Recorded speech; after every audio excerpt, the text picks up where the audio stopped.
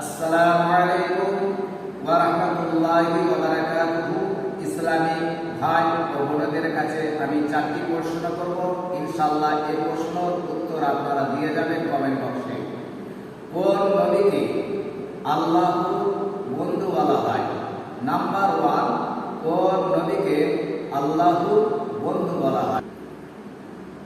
Number 2, কোন শহরকে নবীর শহর বলা হয়? নাম্বার 2, কোন শহরকে নবীর শহর বলা হয়?